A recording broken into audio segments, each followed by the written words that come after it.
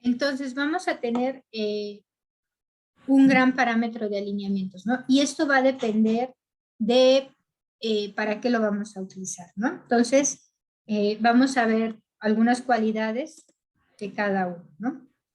Entonces, BLAS, que ya prácticamente ustedes ya lo han utilizado, la mayoría es una base de datos muy común para los alineamientos, ¿no? De hecho, creo que es la primera herramienta que se utiliza, incluso, pues, hasta incluso decimos, vamos a blastear, ¿no? Cosa que pues, ya ahí estamos agregando estamos agregando un nuevo verbo, ¿no? Y bueno, esta pues se utiliza porque es una herramienta muy poderosa en la cual nosotros, a partir de una base de datos que no la tenemos que descargar, se está actualizando, podemos comparar n cantidad de secuencias que queramos de una forma muy rápida, con una confianza bien, ¿no? Una gran confianza, ¿no? Además de que va a haber bases de datos diseñadas de acuerdo a lo que necesitamos. Podemos comparar bases de datos de estructuras tridimensionales, patentes, secuencias de referencia, una base de datos de UniPro. Entonces, tenemos una gran cantidad de bases de datos. Incluso podemos excluir por especies, por organismos, por diferentes circunstancias, ¿no? Entonces, es una herramienta que la utilizamos. Esta versión ya no es la versión más actual, sin embargo, nos sigue generando la misma información, ¿no? En el cual, pues tenemos que cuando encuentra a una secuencia nos va a tratar de ubicar a una superfamilia, ¿no? Entonces, aquí podemos, como principio, identificar si tiene una superfamilia. Ahora, se buscó a esta proteína, este inositol, con respecto a una base de datos de Protein Database, ¿no? ¿Por qué coloco esta base de datos? Porque es más fácil ejemplificar lo que quiero mostrarles, ¿no? En una base de secuencias de referencia, tendríamos secuencias, como son secuencias primarias y no son secuencias de estructuras tridimensionales. Sabemos que las secuencias de estructuras tridimensionales, los cristales, pues no van a estar no es la misma cantidad de cristales que hay que la misma cantidad de secuencias primarias, ¿no? Y va a haber secuencias que no van a tener un cristal, no va a haber una referencia, ¿no? Entonces, aquí les muestro, por ejemplo, en las primeras tenemos una secuencia, aquí va por colores, aquí esta es como una forma de identificar el score de nuestro alineamiento, pero también nos grafica el grado de convergencia que tiene y también qué tanto abarca esta secuencia con respecto a la que nosotros estamos identificando. Entonces, nosotros aquí en verde tenemos nuestra secuencia problema, nos dice cuánto mide nuestra secuencia y de la base de datos, ¿qué es lo que he comparado? Por ejemplo, la primera, pues tiene un alto score por arriba de los 200 y esto nos abarca pues toda la secuencia, ¿no? Del aminoácido 1 hasta los 2671. En cambio, va a haber secuencias más cortas. Por ejemplo, estas que va del 1 a los 500 y va a haber fragmentos. Incluso va a haber secuencias que va a estar fragmentada y también va a haber secuencias que están en negro, ¿no? Por ejemplo, esa que está en negro es por cuestiones azarosas. Ya ni siquiera, a partir del verde, ya uno empieza a dudar, ¿no? Entonces, estas regiones pues, prácticamente no nos interesan, ¿no? Sin embargo, este tipo de colores pues nos ilustra más o menos cuál es el score y la convergencia, ¿no? Y nos va a ubicar pues en qué posición está. Pero hay datos crudos que son los que nosotros vamos a identificar, ¿no? que son los que son importantes a la hora de analizar un alineamiento de BLAS, ¿no? Entonces, en esta base de datos, a diferencia, no sé si ustedes han buscado alineamientos, han utilizado BLAS para base de datos PDB.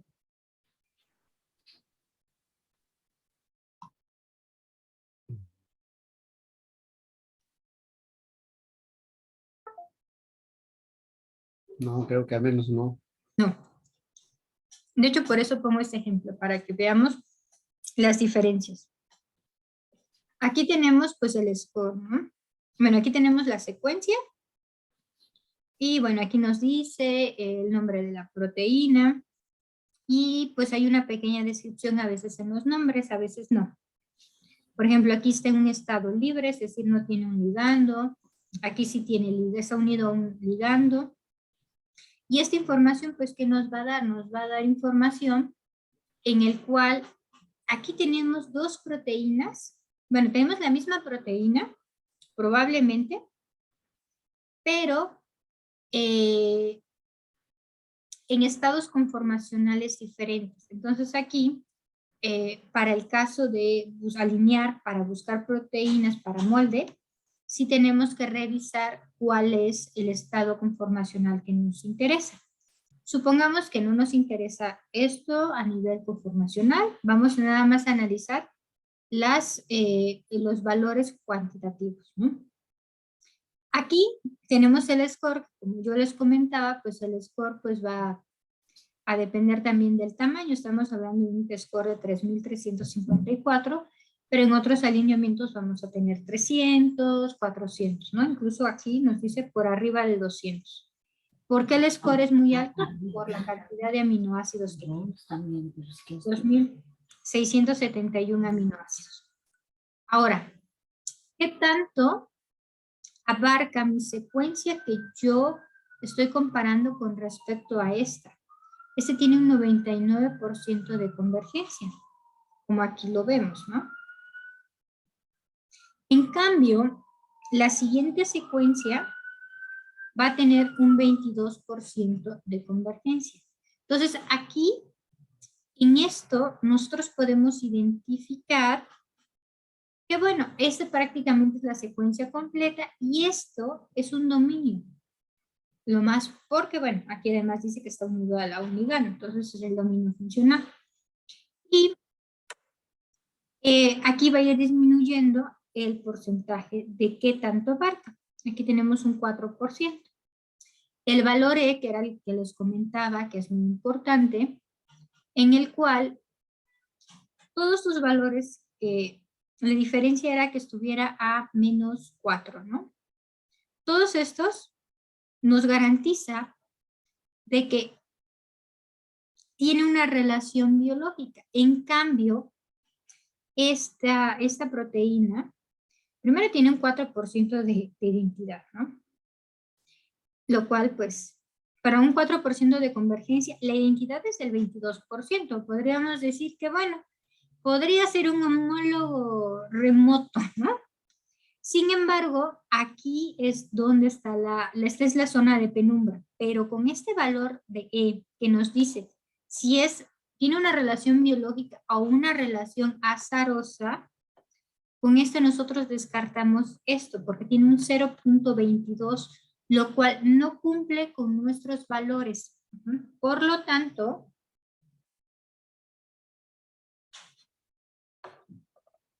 cuando nosotros veamos que un valor está por arriba de 1 a la 10, al 10 a la menos 4, nosotros no podemos analizar estos datos, ¿no? Entonces, este quedaría descartado, no tiene una relación biológica. Entonces, nos quedamos con los otros, ¿no? Y aquí, pues, vamos a escoger, pues, dependiendo de lo que queramos. Aquí hay una diferencia. Por ejemplo, este es un inositol, es de la misma, es un receptor, y prácticamente podríamos decir que puede ser la misma proteína o muy parecida y tiene un 8% de convergencia. Es muy pequeño el fragmento, pero tiene una identidad del 99% y además el valor E cumple los parámetros. Por lo tanto, a pesar de que es un pequeño fragmento, un 8%, este pequeño fragmento, el 8%, esta pequeña región que ha sido cristalizada, sí tiene una relación biológica con lo que nosotros estamos buscando comparando. De hecho, tiene mayor identidad esto, 99%, que la que está más, la que tiene un grado de convergencia, ¿no? Un 99%. Este tiene un 61% de identidad. Y este fragmento, aunque es muy pequeño, tiene un 99% de identidad, ¿no? Entonces, este ejemplo se los muestro porque aquí vemos valores que pueden ir variando dependiendo de lo que nosotros vayamos comparando, ¿no? Un alineamiento de una base de datos de referencia, pues no tiene estos detallitos tan marcados, porque como esto depende de la cristalización y no de la secuenciación, cristalizar es un poquito más complejo, por eso vemos valores de 4% y encontramos estos ejemplos que nos pueden servir. Ahora, la clave de acceso... Yo no entiendo todavía qué es cristalización. Ah, ok, ahorita te comento. La clave de acceso es eso tiene que ver con la base de datos PDB. Nosotros aquí agregamos valores, estos 4 símbolos, y esto es la cadena A. La cristalización, Cristian, es, si eres Cristian, ¿verdad? Sí. La cristalización tiene que ver con nuestra proteína tridimensional, nuestra proteína cristalizada. Una de las... ¿están viendo mi pantalla o solamente ven mis diapositivas? Solamente veamos diapositivas. Ok, espera. Voy a dejar de compartir.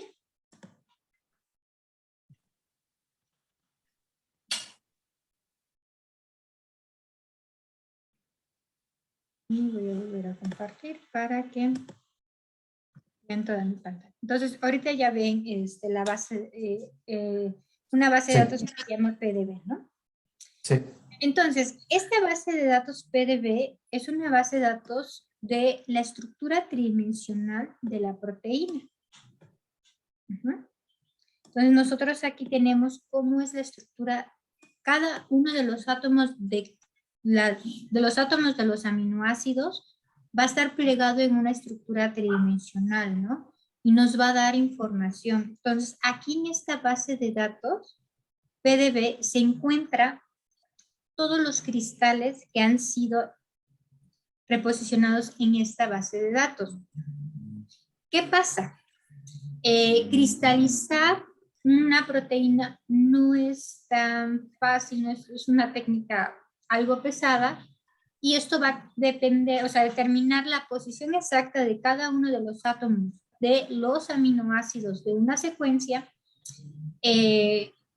pues contrae, a veces, antes de las técnicas cristalizar, a veces duraba 10, 5 años, ¿no? Y también poder cristalizar una proteína se complica en el sentido de que a veces las proteínas estructuralmente no son tan fáciles de cristalizar. Por ejemplo, las proteínas de membrana, las regiones transmembranales son difíciles de cristalizar. Las proteínas que son intrínsecamente desordenadas, por ejemplo, la proteína P53, a pesar de la importancia que tiene y se supone que muchos años era la proteína que nos iba a curar con el cáncer, y el auge que tuvo, actualmente no se ha podido cristalizar. ¿Y por qué no se ha podido cristalizar? Porque la proteína P53 es una proteína intrínsecamente desordenada. ¿A qué me refiero con una proteína intrínsecamente desordenada? Es aquella proteína que las regiones o el plegamiento que va a tomar va a depender del ambiente. Es una proteína muy flexible a nivel de plegamiento. P53 se relaciona con varias proteínas, con ácidos nucleicos y con varias biomoléculas gracias a esa plasticidad. Pero esa plasticidad le da ventajas funcionales, ¿no? Y es una proteína estupenda, ¿no? Sin embargo, no nos permite tener una proteína P53 cristalizada completa, sino hay dominios funcionales que son dominios que no son tan desordenados, que sí tienen una función, o en algún momento al unirse con otra molécula, tienen esa conformación y esa estabilidad que ha permitido que se cristalice de esa forma.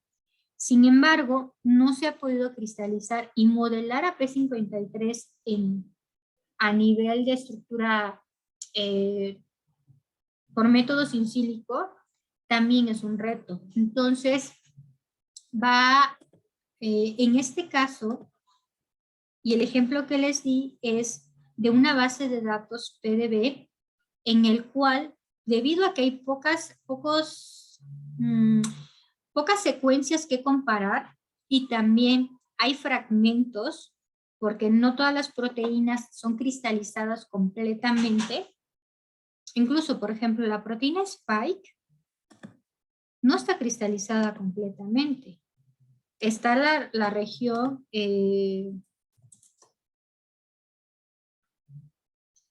está cristalizada lo que es la región del ectodominio. Ese es, les presento a la proteína Spike, ese es el ectodominio y está solamente cristalizada la región que queda fuera del virión, ¿no? Pero no se ha podido cristalizar lo demás por la técnica que es muy pesada y bueno, también el reconocimiento de anticuerpos, el reconocimiento a la proteína, al receptor AC2, la inhibición se da mucho en el ectodominio, que es la región más fácil de estudiar y de analizar, por lo tanto, no se ha cristalizado como tal, completa. Además, es una proteína muy grande, entonces estamos hablando de más de 1500 aminoácidos. Entonces, bueno, por ejemplo, aquí les estoy hablando de ese es del coronavirus de murciélago, ¿no? De pangolín.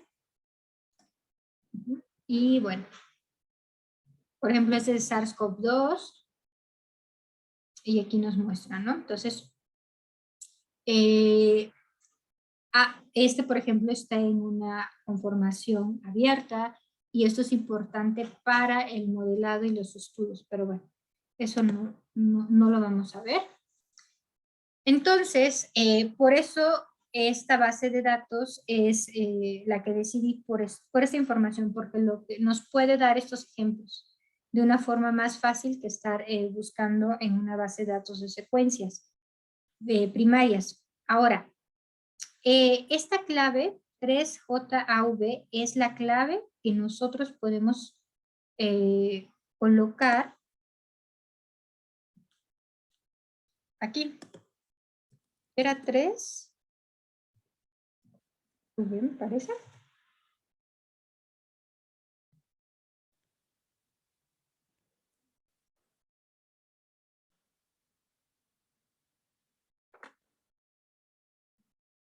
Entonces,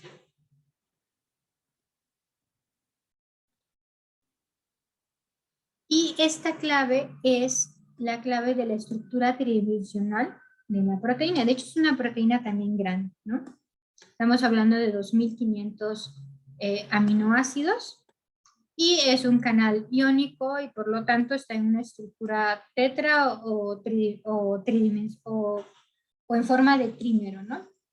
También. Ese es, o sea, es más compleja de lo que, o sea, no solamente está en una sola cadena, sino son varias cadenas. Entonces, y este símbolo que vemos aquí, por ejemplo, aquí todas dice A, bueno, esta dice A, esta dice G, nos dice que es la cadena con la cual se alineó. En las estructuras tridimensionales, las cadenas se les asigna una letra, cadena A, cadena B, cadena C, D, E, F. Y esto va a depender de los que cristalizaron y le colocaron el nombre, ¿no? Y a veces hay unas que tienen G, B, pero por conveniencias A y B casi siempre, ¿no? Algunas excepciones son G o un nombre raro, ¿no? Es muy probable que esta está en forma de un complejo con otra proteína, la cual pues debe de estar en complejo. Y esta proteína debe de ser la proteína principal y la que nosotros estamos buscando pues solamente tiene un pequeño fragmento y por lo tanto por eso está en la posición G, ¿no?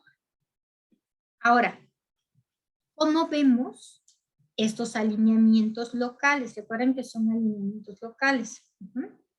Entonces, de los 2500 aminoácidos, pues se analizaron 604 aminoácidos, que esa es la clave 3UZ0, que viene siendo esta, ¿no?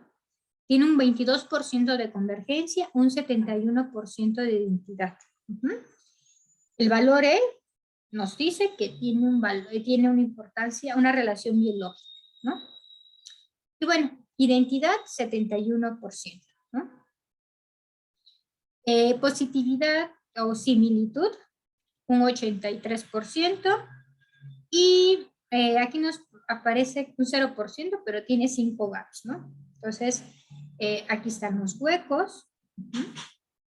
Entonces, y aquí la forma de representar es en medio las letras, los aminoácidos que son idénticos van a tener el mismo aminoácido, los que son positivos tienen más o similares, y lo que no hay es que no son idénticos, incluyendo los gaps, ¿no? Entonces, es una forma de representar. Igual aquí, este es el aminoácido de nuestra secuencia problema, el tercer aminoácido, y este inicia en el cuarto, ¿no? Y esto se puede ver, tal vez la metionina está ahí o no está, ¿no? Ok. Ahora, nosotros hicimos este tipo de alineamientos, pero hay diferentes tipos de BLAST, ¿no? BLAST de diferentes formas que revisar, ¿no?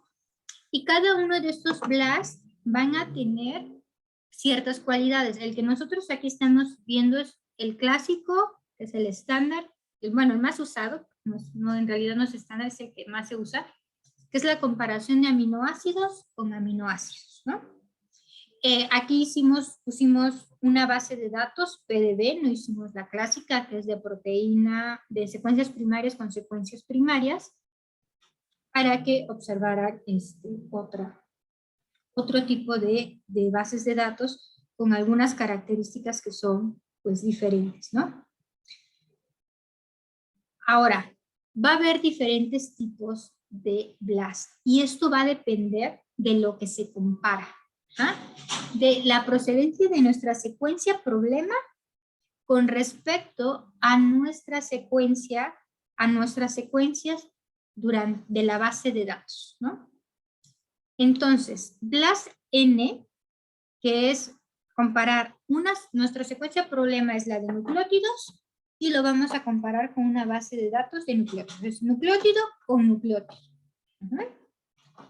T+N va a ser de aminoácidos a una base de datos de nucleótidos. Y bueno, ahí agregamos pues los marcos de lectura porque vamos a traducir estos nucleótidos en aminoácidos y después pues nos va a generar la información, ¿no? Bueno, también está BLAST-X, que es de secuencia de nucleótidos, pero esa va a ser nuestra secuencia problema y la vamos a convertir, vamos a hacer una búsqueda a una secuencia de bases de datos de proteínas, ¿no? Nosotros quisiéramos encontrar, por ejemplo, tenemos un gen y yo quisiera saber si o si es un gen, ¿no? O pienso que es un gen, ¿no? y este gen quiero saber si me genera o me podría dar aminoácidos o me puede generar una proteína o qué proteína va a traducir, pues puedo buscarlo aquí, ¿no? Entonces, es útil para encontrar proteínas similares a las que potencialmente pues va a codificar ese nucleótido, ¿no? Ese gen que estoy buscando, ¿no?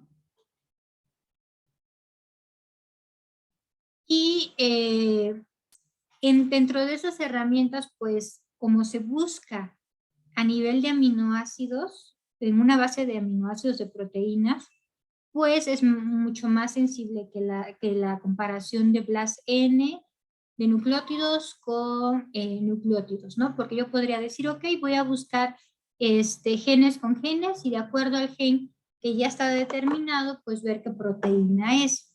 En este caso, como ya les he dicho, la búsqueda de nucleótidos con los alineamientos de nucleótidos con nucleótidos no tiene esa ventaja o el problema es el valor, ¿no? O sea, qué tan azaroso es o no lo es, ¿no? Entonces, ahí siempre entra en esa zona gris. Entonces, prácticamente tratamos de comparar directamente nucleótidos con nucleótidos, ¿no? Bueno, también tenemos T-BLAST-X, que es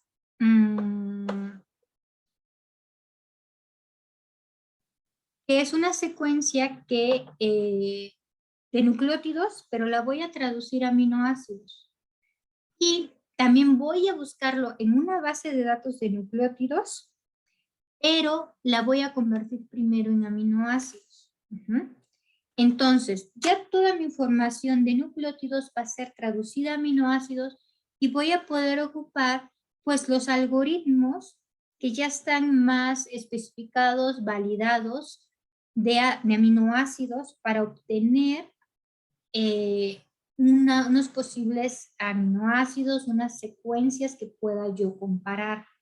Entonces, esta nos va a servir para encontrar nuevos genes y pues esta es una búsqueda más sensible que BLAST-P y también que obviamente que las otras, ¿no? De BLAST-N, ¿no?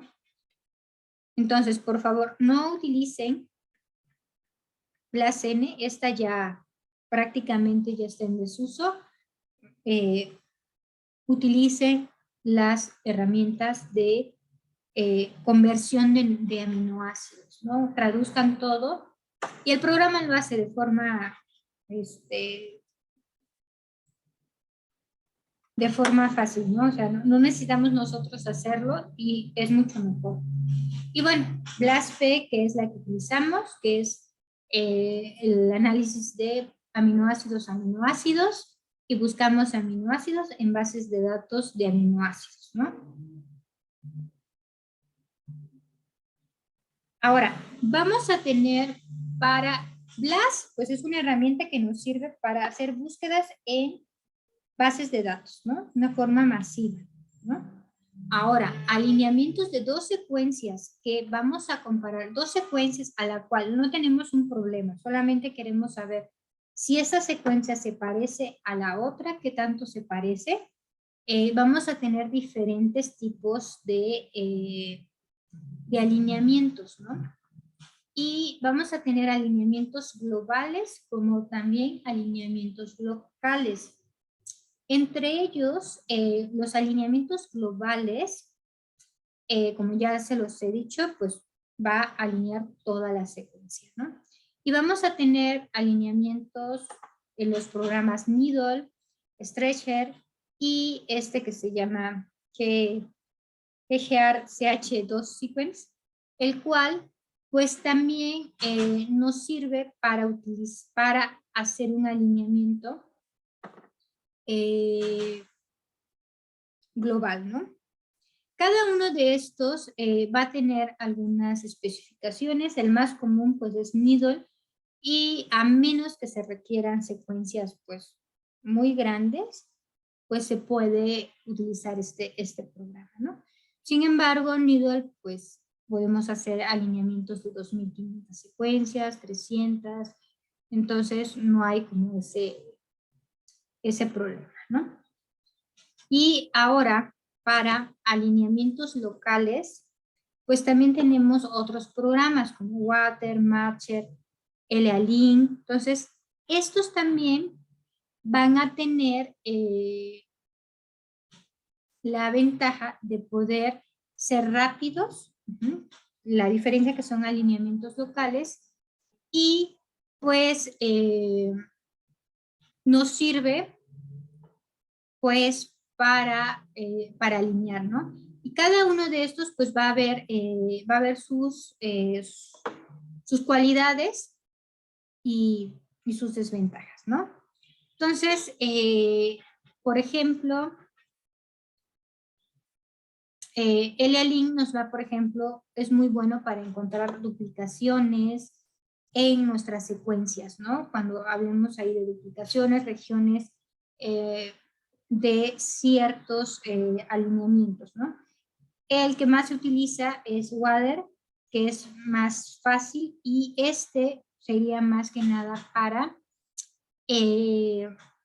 encontrar esas duplicaciones. Matcher pues ocupa pues un algoritmo un poquito más riguroso que Water, pero este es muy bueno. Ahora, muchos alineamientos, algunos son heurísticos o óptimos o subóptimos. Por ejemplo, este needle es un alineamiento global óptimo.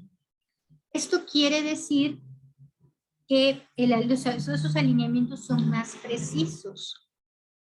Van a buscar el mejor alineamiento. Y esto tiene que ver, si voy a utilizar un alineamiento óptimo o heurístico o subóptico, va a depender de la cantidad de aminoácidos que exista y son alineamientos múltiples. Los alineamientos múltiples en realidad utilizan técnicas heurísticas porque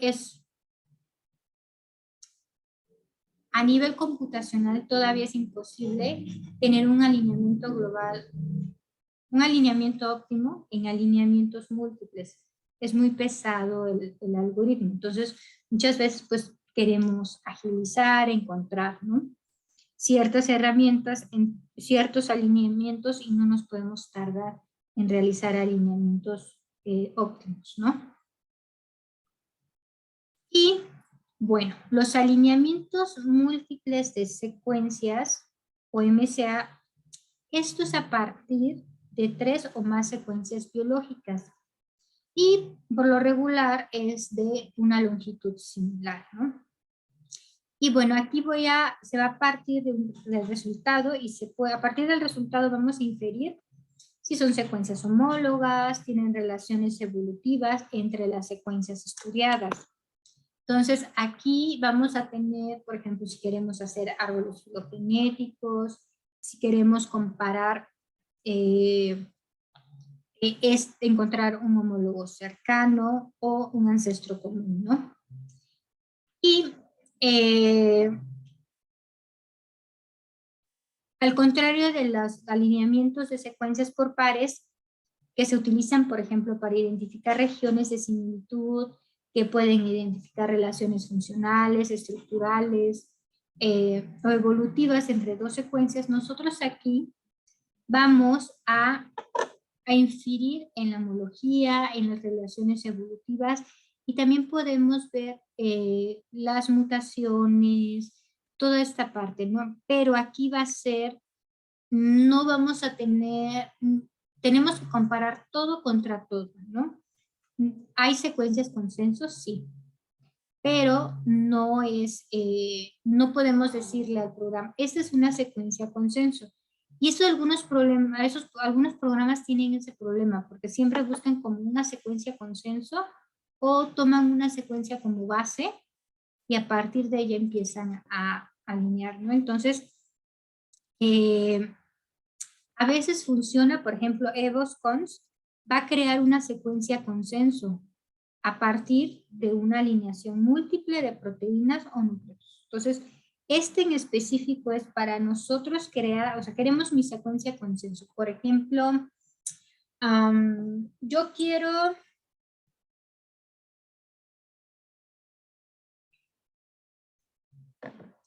A mí no me interesa estudiar las mutaciones, me interesa obtener aquella secuencia que me represente la variabilidad, el grado de las regiones más conservadas del virus de influenza, supongamos, ¿no?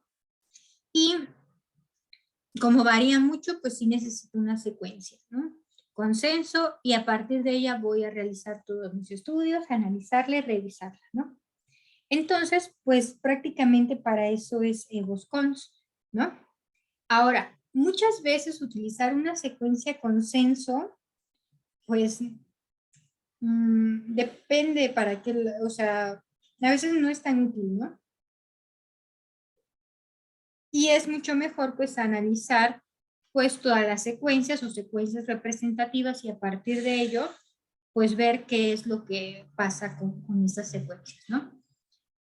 Clustal Omega es una herramienta de que utiliza árboles y va a ir buscando por modelos ocultos de Markov para generar esos alineamientos. Y lo que va a hacer es identificar cuáles son los procesos o las sustituciones que se han llevado, ¿no?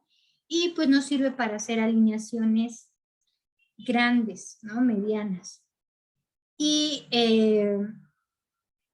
en cambio, K-Lin es un algoritmo muy rápido, pero ¿por qué es muy rápido? Porque se va a centrar en regiones locales y pues va a ser utilizado pues para alineamientos grandes, ¿no?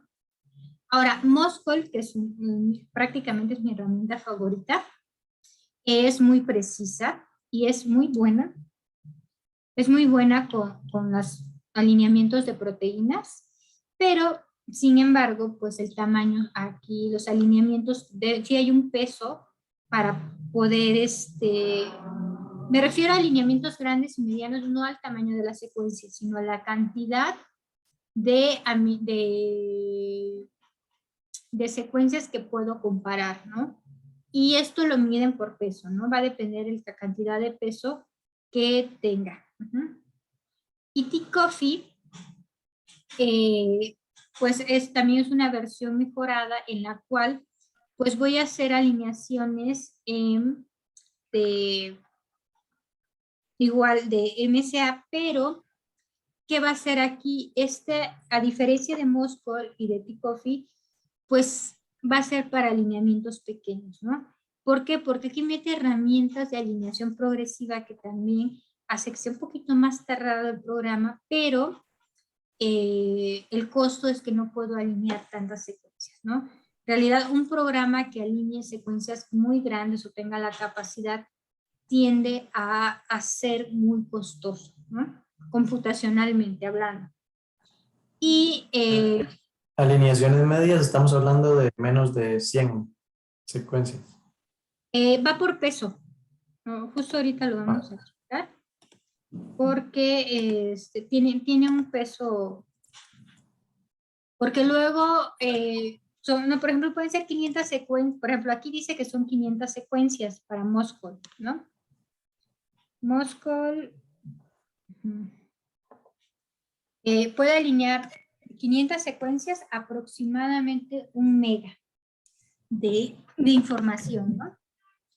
Y puede ser también, va a alinearlas, o sea, el tamaño, si no alcanza 1 mega está perfecto, ¿no? Y también aquí en Moscow sí necesita ser, no acepta aminoácidos raros, ¿no? No acepta X, B, o sea, tienen que ser los 20 aminoácidos, ¿no?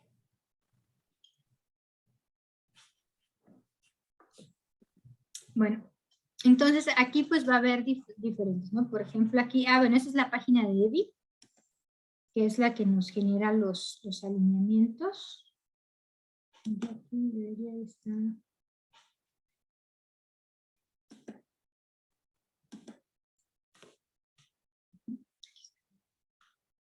Entonces, esta página, de hecho, la base de datos de EDI es muy buena.